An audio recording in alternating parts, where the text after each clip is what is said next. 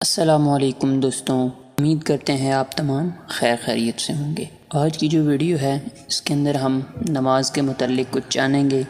نماز کے معنی کیا ہیں، نماز کو پڑھنے اور نماز کو نہ پڑھنے سے ہمیں کیا ثواب اور کیا گناہ مل سکتے ہیں۔ اللہ تعالی ہمیں ان انعامات سے نوازتے ہیں، نماز پڑھنے پہ، نماز نہ پڑھنے پہ کیا وعید ہے۔ تو آج کی انشاءاللہ اس ویڈیو کے اندر ہم تمام چیزوں کو جانیں گے۔ بنا وقت ضائع کیے چلتے ہیں اپنی ویڈیو کی طرف۔ اگر آپ نے ابھی تک چینل کو سبسکرائب نہیں کیا تو کائنڈلی اس چینل کو سبسکرائب کر دیں۔ سب سے پہلا ہمارا جو سوال ہے ہمارے پاس، وہ نماز کے معنی کیا ہیں۔ نماز کے معنی بندگی کے ہیں۔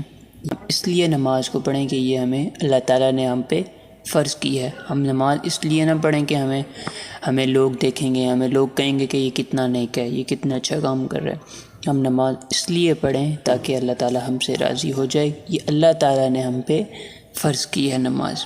نماز جو ہے وہ فارسی کا لفظ ہے اور اسلام کے ارکان میں سے سب سے بڑا رکن نماز ہے۔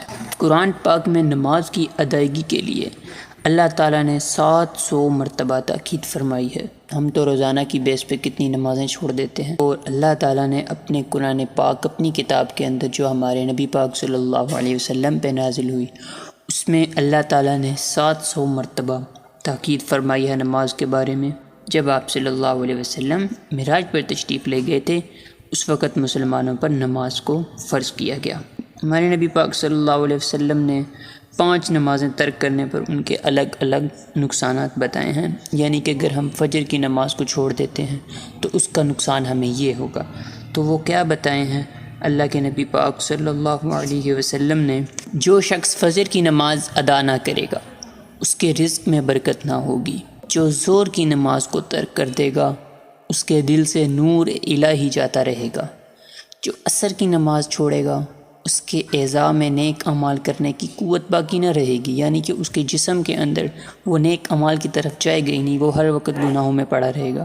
جو شخص مغرب کی نماز ادا نہ کرے تو اسے کھانے میں لذت محسوس نہیں ہوگی، اسے کھانے میں کوئی مزہ نہ آئے گا۔ اور جو شخص عشاء کی نماز کو چھوڑ دے وہ دنیا آخرت میں مومن ہی نہ سمجھا جائے۔ تو اس سے ہمیں یہ پتہ چلتا ہے کہ ہمیں ایک نماز چھوڑنے پہ بھی کتنا بھاری اور کتنا بڑا نقصان ہو سکتا ہے۔ ہمیں کیا ایک نماز بھی چھوڑنی چاہیے؟ ہمیں تو ایک نماز بھی نہیں چھوڑنی چاہیے، کیونکہ ایک نماز چھوڑنے پہ تو ہمارے لیے بہت بڑا نقصان ہے۔ تو اور کون ایسا مومن ہے جو چاہے گا کہ میرا نقصان ہو؟ ایسا تو کوئی شخص نہیں ہوتا جو چاہے کہ میرا نقصان ہو۔ تو ہمیں نماز کو تو لازمی اپنی زندگی کے اندر لانا چاہیے۔ حضرت ابو ہریرہ رضی اللہ تعالی فرماتے ہیں کہ حضور پاک صلی اللہ علیہ وسلم نے فرمایا کہ نماز دین کا ستون ہے اور اس میں 10 باتیں عمدہ ہیں۔ اور اب وہ 10 باتیں کون سی ہیں ذرا سنیے گا۔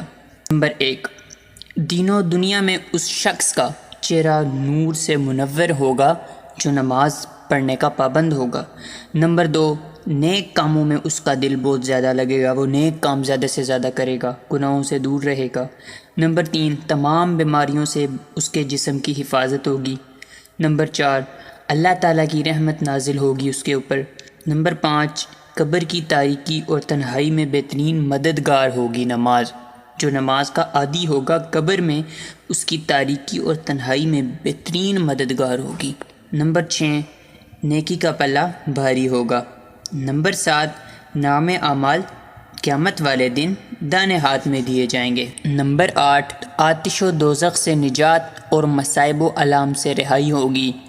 نمبر 9، روز محشر خدا کی خوشنودگی کا سبب بنے گی۔ نمبر 10، دیدار خداوندی کا حصول ہوگا۔ اگر ہم نماز کے پابند ہو جاتے ہیں ہمارے لیے بہت زیادہ فائدے ہیں، یقین کیجئے ہمارے لیے بہت زیادہ فائدے ہیں۔ یہ رسول پاک صلی اللہ علیہ وسلم نے فرما دیا کہ اتنے فائدے ہوں گے، دنیا و آخرت میں فائدے ہوں گے اگر ہم نماز کو اپنی زندگی کے اندر پکا کر لیں۔ جو ان تمام نمازوں کو ترک کرے گا اس کے لیے کیا کیا نقصانات ہوں گے۔ تو میرے پیارے مسلمان بہن بھائیوں، ہمیں نماز کو اپنی زندگی کے اندر لانا چاہیے۔ نماز جنت کی کنجی ہے، نماز دین کا ستون ہے۔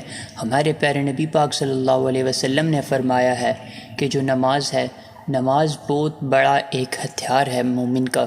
ایسے ہی نماز کا حکم ہوا تو صحابہ کرام اتنے خوش ہوتے تھے کہ ہمارا اللہ تعالیٰ کے ساتھ ایک تعلق جڑ گیا۔ تعلق کیسے جڑ گیا، کس کی وجہ سے جڑ گیا؟ وہ نماز کی وجہ سے جڑ گیا۔ تو میرے مسلمان بہن بھائیوں، ہمیں نماز کو اپنی زندگی کے اندر لانا چاہیے۔ امید کرتے ہیں آپ کو یہ ویڈیو پسند آئی ہوگی۔ ان اعمال پہ لازمی عمل کرنے کی کوشش کیجیے گا۔ ہمیں بھی اپنی دعاؤں کے اندر یاد رکھیے گا۔ خدا حافظ۔